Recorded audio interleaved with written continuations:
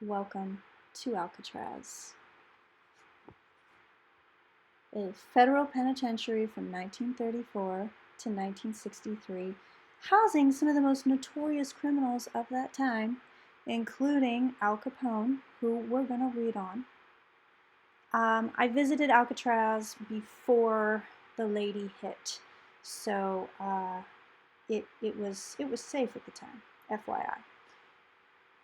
I did this in December of 2019, and I'm going to tell you about some of the vibes here. So first of all, you can kind of get an idea through the pictures in the video of how run down and bizarre this place is.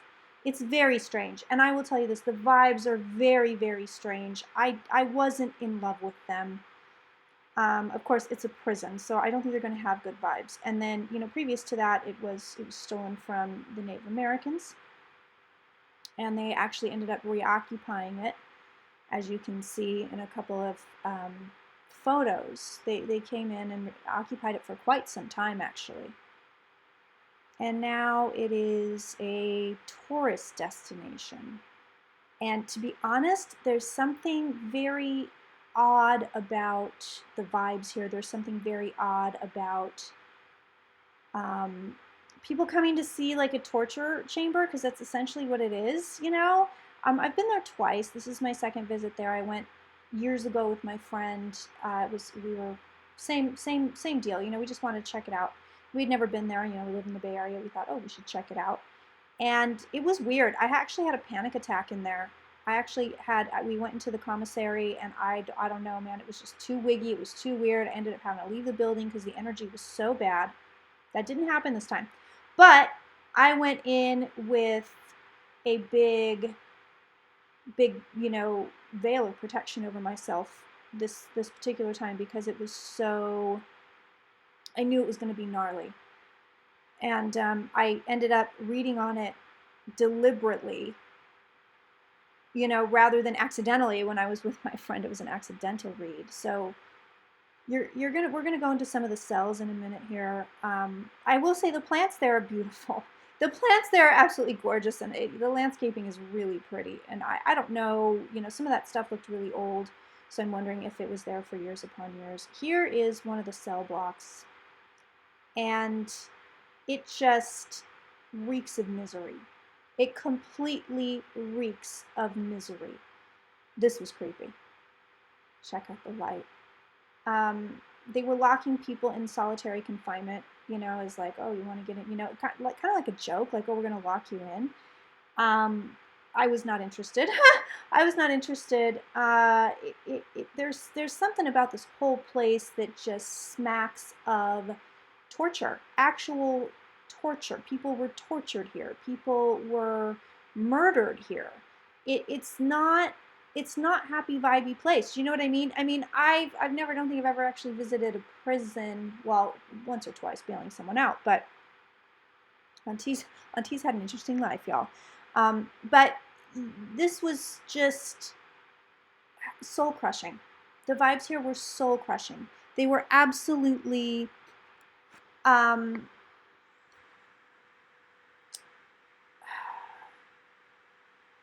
despair. It was despair. It was desolation, desperation. This wasn't, and I mean, obviously it's a prison. It wasn't a happy place. There's no happiness here. There's no joy here. I did not sense, I'll tell you this, I did not sense a heap of paranormal activity. So as I was going through there, yeah, there's bad vibes everywhere. There are bad vibes all over this place. In fact, there's, I think we're entering the commissary now. There's, I don't know if I got video of it, but there's a real creepy area where we weren't allowed to go. It was a shut off cell block. We couldn't get in there. But it felt like we were going to get stabbed. I mean, just looking into this abyss of cells, of black, dark cells, and it was freezing cold in there. I got the, like, paranoid, you know? It was like, I gotta watch my back, I gotta watch my back. I mean, I started getting this mentality of a prisoner, and it was really disconcerting, very disconcerting. I had such a visceral reaction to this place, and especially in this particular room. It was horrible. It was just absolutely horrible. Why would I subject myself to this? Well, for your entertainment. For your entertainment. So, on Alcatraz, I want to let you guys know. Oh yeah, the morgue. Very creepy vibes in the morgue, by the way. Like, there it is. It's inside. They won't let you inside anymore. But there's the slab. A couple of famous prisoners that lived on Alcatraz. Al Capone lived there. And we're going to do a reading on him. The Birdman of Alcatraz lived there. And he was a murderer. He was famous for his birds. Machine Gun Kelly, who, I don't know, not a bad looking guy. I have to say, he might kind of be my type. But Machine Gun Kelly was housed there. There were quite a few other people that were housed there. And we'll get into the escape attempts. But these men, I'm looking at a picture of Al Capone right now, and I'm going to read on him a little bit. And his time at Alcatraz, he was cold. He was cold all the time. He was absolutely cold all the effing time. I get that very clearly. He was,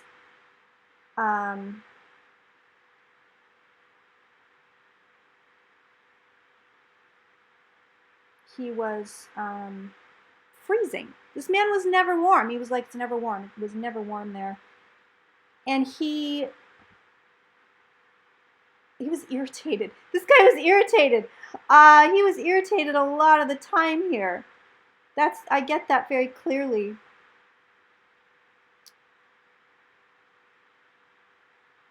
Yeah, he was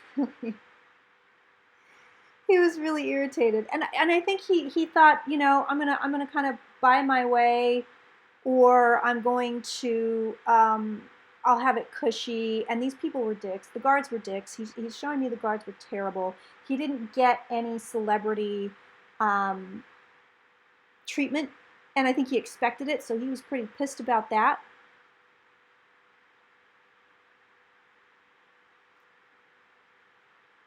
I'm trying to read on him a little bit here.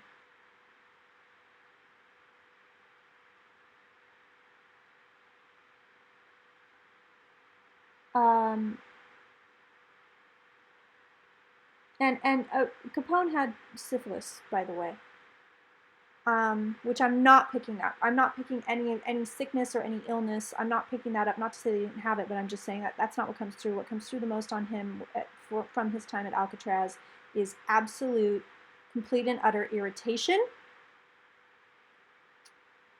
and absolute, complete and utter freezing cold. Like, this man was cold, and he's pissed. The food is slop. The place is sloppy. He just didn't like it. He thought, I don't belong here. I don't belong here. I'm getting like, fuck these people. Forget these assholes. Like, to hell with them. There was a few guards he could bribe. I'm seeing that very clearly. There was a couple of quote unquote good ones that he could bribe, but for the most part, they really didn't mess with him. They wouldn't allow him to behave the way he wanted to behave, which was essentially like a free man. I could do a deep dive on some of these gangsters. Now I'm just musing aloud as we go through Alcatraz here. The Birdman of Alcatraz.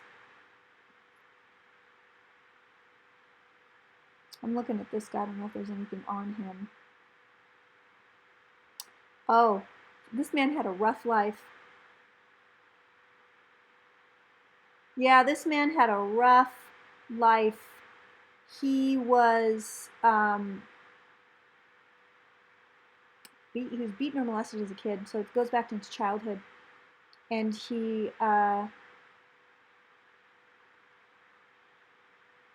wasn't mentally well. He wasn't mentally well at all. Not from Jump. Not from Jump. He wasn't mentally well. He really wasn't. And I would rather read on Capone than the Birdman. His vibes are really, really fucking ragey, really gross. He liked to hurt people, and he liked to beat people up, and he didn't really have a solid idea of who he was, and so that made him weirdly malleable and violent. He actually might have been possessed. I don't technically believe in possession, but, you know, by, like, really gnarly energy, yeah. Like, for sure. I don't want to be around him anymore. We're skipping over him. Let's look at Machine Gun Kelly, the man I might date. So, Machine Gun Kelly lands at Alcatraz in 1934. And let's look at him. You know, he's coming across really mild, actually.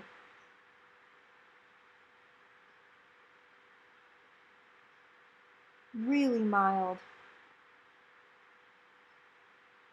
Which is weird, because, I mean, his name is Machine Gun Kelly.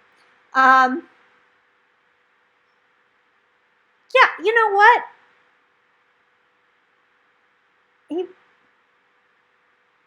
I'm going to say a weird thing. He wasn't a bad guy. Machine Gun Kelly wasn't a bad guy. I think he was dangerous. I think he liked to live on the edge. I'm getting cocaine, so I don't know how prevalent cocaine was in the 20s and 30s, but I'm getting cocaine for sure. He was a cokehead. This guy was a cokehead. He liked to get hot. That's what I'm hearing. I like to get hot. So I think this hopped up like drugs or alcohol. I think it's more cocaine than anything else. But he liked to. He was almost like an adrenaline junkie. This guy. He doesn't want to be known for his time in prison. He would rather be known for his exploits outside of prison. And I'm going to give him that courtesy. He's telling me he's active. This guy is active.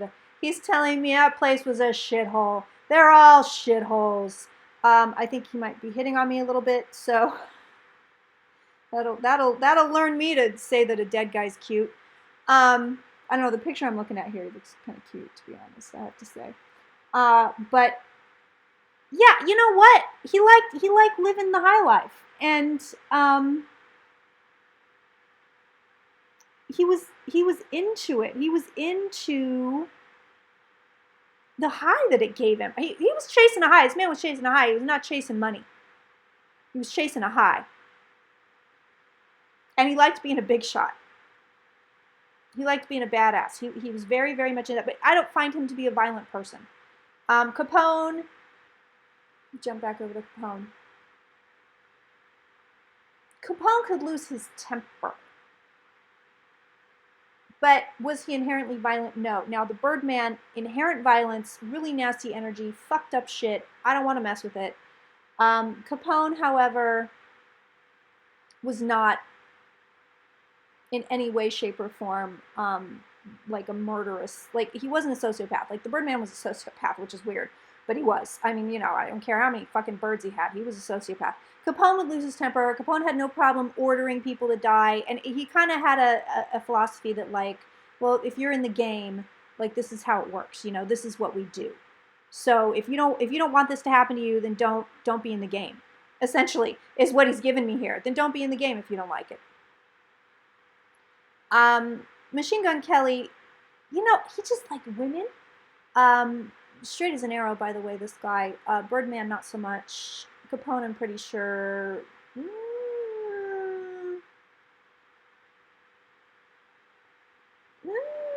Capone, I don't think he ever acted on it if he had feelings for men or was attracted to men, but he might have been. He really might have been. Machine Gun Kelly is like all women all the way.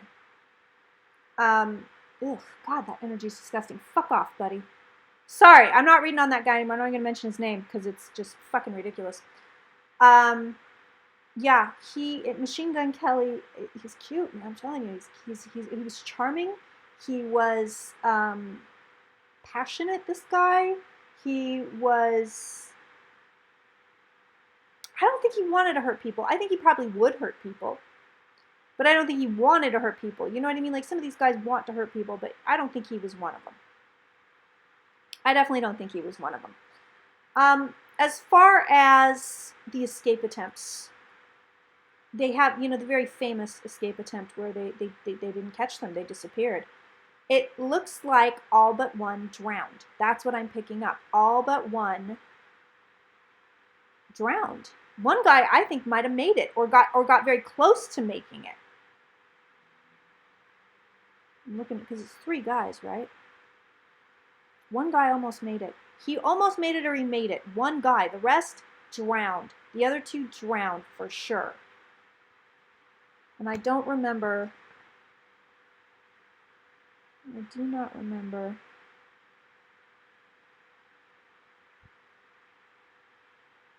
Jeez, there was a lot of escape attempts here.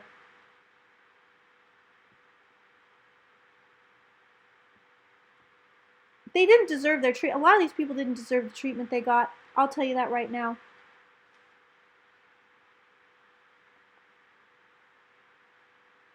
They really didn't. It was brutal in there. It was wrong. It was wrong the way some of these prisoners were treated. They were, the guards were just as criminal as the criminals. I shit you not. I am not kidding you. They were just as criminal as the criminals.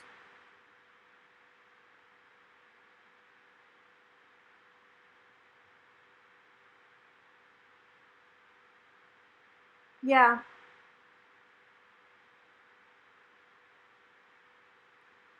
So the 3 men that escaped, Clarence Anglin, John William Anglin, and Frank Lee Morris.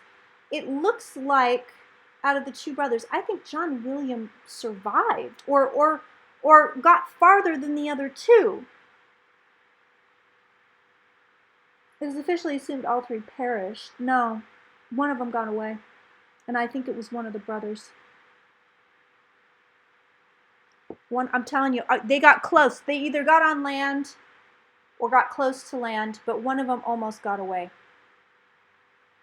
There were numerous escape attempts over the years, and most of the people either died or didn't make the escape. They didn't manage it. The vibe that I get in this place is, again, it was absolutely criminal. Completely criminal what happened to these people. I mean, like, I get it, they're criminals, but I'm telling you this, the guards were just as bad as the criminals.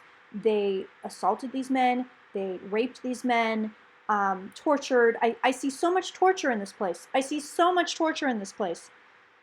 It didn't, put them behind bars and leave them there. They've already got enough. You know what I mean? They've already got enough. They've already been taken away from everything that they love. And this was beyond. It's almost like this place worked a mojo on people. Now, the island itself got a very interesting vibe to it. I can't hardly get past the prison. I think the prison put a lot of bad juju on this island that didn't normally exist there. So I don't think the island is a bad juju place. But I can't blow past the prison. You know what I mean? Like, I can't get past it. The vibes are so heinous. So incredibly bad. So that is my little brief travel vlog on Alcatraz. I hope that you guys enjoy it. Obviously, if we want to do some deep dives on some gangsters, I am down for it. So let me know in the comments. This, by the way, is a Patreon exclusive video. So you're the only ones that get it. And I will see you very, very soon.